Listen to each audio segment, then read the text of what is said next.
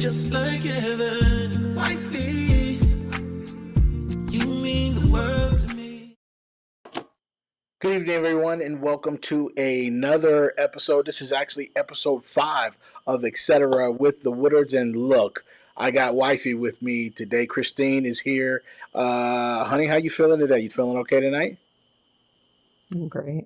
Yeah, she's feeling great. We're ready to talk. We got some gala information to tell you about. Of course, we record out of Riverview, Florida, down here in Tampa. And Chrissy and I are a part of the Down Syndrome Association in Tampa Bay. I'm the executive director and president, and she is the advocacy director. And man, can you hear the airplane coming over top? I love it, love it. So I'm out on the back lanai recording this, and it's really cool. So check it out. With the Down Syndrome Association of Tampa Bay, we do a whole bunch of things and offer a lot of free programs for individuals blessed with Down syndrome. And we have the DSATB Rise-Up for Down Syndrome Gala presented by Zachary Owen coming up on September 13th. And ticket sales are available right now. And honey, I guess I checked earlier today. We had 122 tickets sold already out of 232. So, kind of talk about, just what type of a show that everyone's going to see here at the gala for those that want to attend. I think I miss it every time. Like I feel like we spend so much time setting up that you just miss it all. It goes by so fast. But then to reminisce with the pictures and the videos, that's when you can really tell how everybody's enjoying everything. It's nice to see. So, but for all the work you put into it, sometimes you just got to sit down. You'll see me sometimes sitting down and I'm just like, whew. And then I watch everybody enjoy themselves, which makes me happy. So, It's kind of like comparative to a wedding, you know. When you get married, the planning is the tough part. You put a lot of thought and energy and time into the planning of it. And then when the wedding actually happens, it zips by. And I could kind of compare all of these galas for us, especially with us being so involved with a lot of the pre work, from remember that night me, you, and mom stayed up putting together the centerpieces, and it takes a long time to do a lot of those things. So you're right. When we get there, it's like we're ripping and running. We're keeping an eye on Craig Jr. He's ripping and running around, and then before you know it, the night is over. So you got to kind of sit in the moment and try to enjoy what's in front of you, and take a couple steps back and look around the room and see how many people are there, how many people are supporting our organization, how many people are smiling. And you're 100% right, too, when you look back and you look at the pictures, because there's a whole bunch of images that you don't see in person that you see in pictures, right? right. But one thing you don't really see much of is me in pictures. And that's because I'm sweating the whole time. Sweating, and thinking that it's going to go away, and it doesn't. I always got the fan and everything else, the fan, the little fan and everything, but which is going to segue me into my next part that I'm going to talk about. See, I Yes, switched up your agenda, sir. that was But good. the nobody prepares you for hot flashes. True. And I think because I think most of our parents maybe, and I don't know, maybe other people have a better opinion, but that we were like they were probably empty nesters and we are out of the house already and they're going through perimenopause or whatever. But Yeah. so I would sweat trying to get ready for the gala and I'm constantly sweating the whole time and then I got the fans going and everything. But I realized I'm like, nobody prepares you for what hot flashes actually are going to do to you.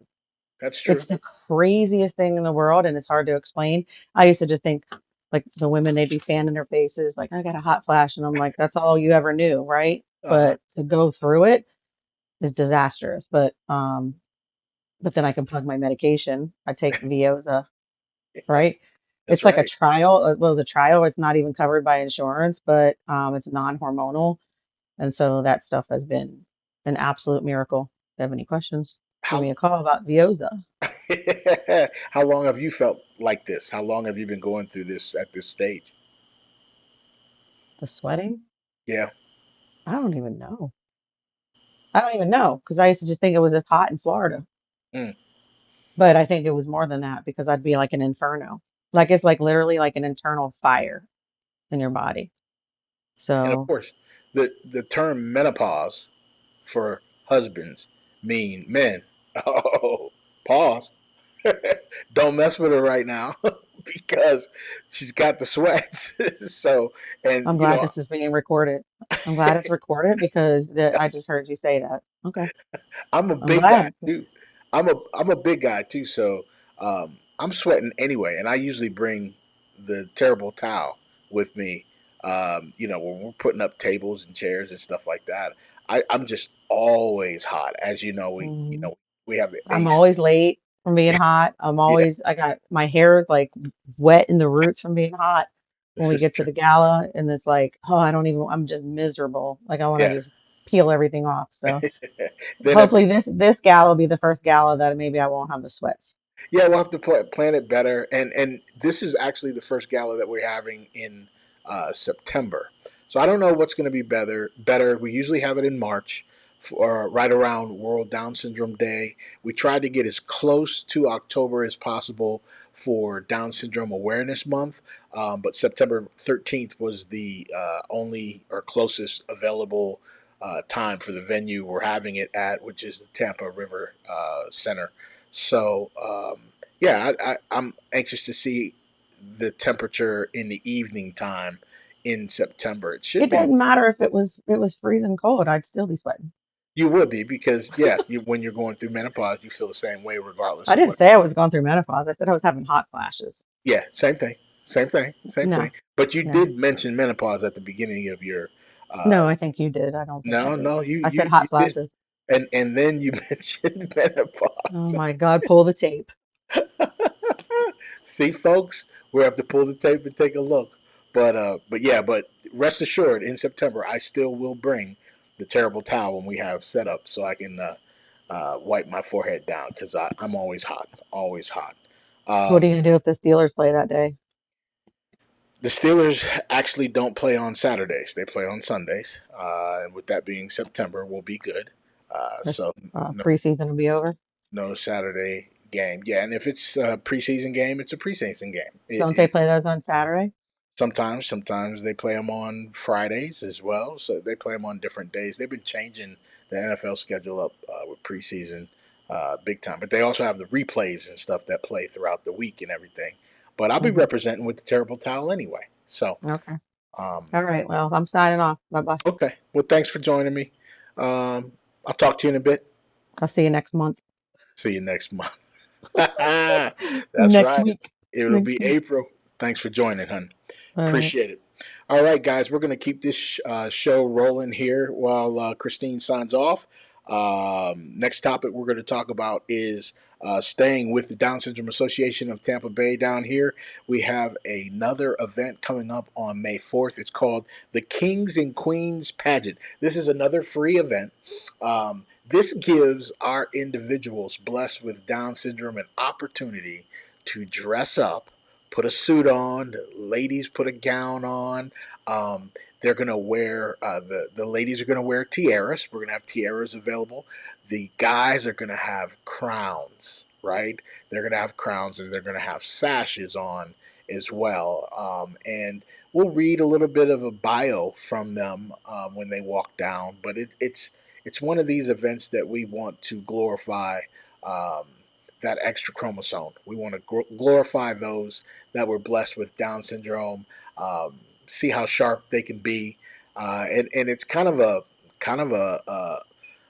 pre-event coming up to the gala. So these guys and gals that we all know and love, born with Down syndrome, love to dress up and they love different types of events. So we decided to put a little something together. We're going to have some snacks there as well, but it's going to be a pretty cool event. Now, you got to go to our website, either www.dsatb.org or follow us at Down Syndrome Association of Tampa Bay and look for the events that we're posting on there. There is a sign up that you have to do, and you have to fill out some additional information. As I said, it is free, so no cost for this event, and it will be on Saturday, May 4th at the Center Place in Brandon at 2 p.m. Okay, a couple other items, and then I'm gonna let you guys go. But I had to talk about March Madness. Whoa, whoa, whoa, whoa! What's some beautiful games? I tell you what, some great endings.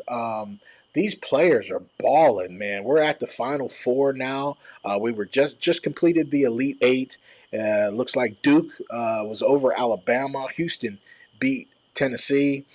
Florida over Texas Tech, and Auburn got past Michigan State. This is the second time in NCAA history for the men's that there are four number one seeds in the Final Four. So that's going to be exciting. As I stated in episode 4, I think I got my money on Duke. Duke looks really, really good. They got the super freshman. I think he's 6'8". He's outstanding. They have a really good ball team. But here's the thing: when you got four number ones, you got four number ones, and it's on any given day. Whoever plays the best that day is the best team. So they got to bring it. It's going to be exciting, and I believe they play the Final Four this Saturday. And then the championship game, I believe, is on Monday. The women play the Final Four on Friday, and I believe their national championship game is on Sunday. And look out for UConn in that contest there. I believe UConn's gonna win this one. So, yeah, basketball, man. You got to love it, man. The tournament is nothing like it. You know, the Super Bowl is one thing to watch. It's very exciting, and it's a once-in-a-lifetime thing. But March Madness is always fun. Even if you don't watch a lot throughout the regular season, it's really nice to turn on the TV. You're going to see some solid ball games. You're going to see a lot of players that care, diving on the floor for loose balls, hitting the big shots, taking the big shots, and some win and some lose. So March Madness is very, very fun to watch. And I gotta brag about this as well. So this weekend it's going to be jumping down here in Tampa because the women's Final Four is being held down here in Tampa. It's very good for the economy down here, for the community down here. A lot of people can see some really, really good ball at a top level. It's going to be at the Amalie Arena, so right where the Tampa Bay Lightning play. Very exciting. So Tampa Bay hosting the women's Final Four for the NCAA basketball tournament. Very excited to see that this weekend. Okay, moving on. Two other things I wanted to just discuss really quick. So we talked about, in episode 4, we talked about Stephen A. Smith and LeBron James and how LeBron James has been defending his son Bronny when Stephen A. goes on and talks pretty poorly about him. So, LeBron said he's speaking as a father and told Stephen A. basically to keep Bronny's name out his mouth, And Stephen A. at first responded and understood where he was coming from as a father, but however, he has a job to do, and his job is to be transparent and to tell the truth.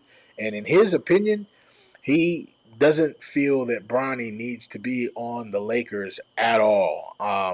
But it continued. We thought it was done there, and I talked about this in episode 4. Here we are in episode 5, and we're talking about it again. So there have been 2 other videos that have surfaced here. And in a response, Stephen A. Smith stated, if LeBron James would have put his hands on him, he would have swung on him immediately. He said immediately. So picture this, Stephen A. Smith swinging on 6'8", 200 and some pound LeBron James. There was also a video that was shown with Stephen A. Smith doing some sparring and some boxing uppercuts with gloves on, and The video looked like it was in slow motion. It was hilarious. And um, LeBron, he peeped it. He took a look at it and responded to Stephen A. Smith. Now, he calls him Stephen L. Smith because he said he's going to take an L. And he just kind of made fun of, he called him Grandpa, I can't see Grandpa swinging on him, you know what I mean? And it was really, really funny. But I guess they're trying to talk about having some type of celebrity box out or something like that. And the loser has to get hair plugs for men. So anyway, it would be fitting for both of them. Moving on to our last topic. I don't know if you guys have seen this, and we haven't talked about them in a long time. They haven't surfaced on out in the media in quite some time. But the Hogan family, Hulk Hogan, Nick Hogan, Brooke, Linda, the mom. Linda Hogan went on Facebook and she had a video on there and she was spilling a lot of the beans. Now, of course, the Hogan family lives down here. Well, they did. Some did in here in Clearwater, Florida. So about a half hour away over the water. But yeah, Linda, she looked tired. And she talks about the bruises on her face where she had Botox, and she's crying because Brooke hasn't spoken to her in like 7 years, and she's talking very poorly about Hulk Hogan. His real name's Terry, if you don't know. And it's just a horrible video to see that she's living by herself. She said this is the first time she went on Facebook with no makeup on, and um, hoping it's the last that she does it. Anyway, she looked horrible, and it's a trip to see what has happened to this family, and you remember they had their reality show, and it just goes to show you that just because people have money, they still have some problems. They may have some different problems, but they still have some problems, and exactly. This family is exactly going through the same thing. Now, Hulk Hogan has moved on. He's gotten married again. He married a younger woman. And there was a video of him and his wife sitting there eating popcorn looking at Linda's Facebook video. So that's got to tell you something. But she called him a liar and all kinds of stuff. And I guess Brooke has not spoken to her mom in the last 7 years because of a lot of the abuse that she had as a child. Now, she confirmed that she did not have abuse from Terry, her dad, but she took a lot of abuse from her mother, allegedly. So, that's the news from the Hogan family. We talked about DSATB, March Madness. We talked about Stephen L. Smith and LeBron James and the Hogan family. I think we had an action-packed show for you here.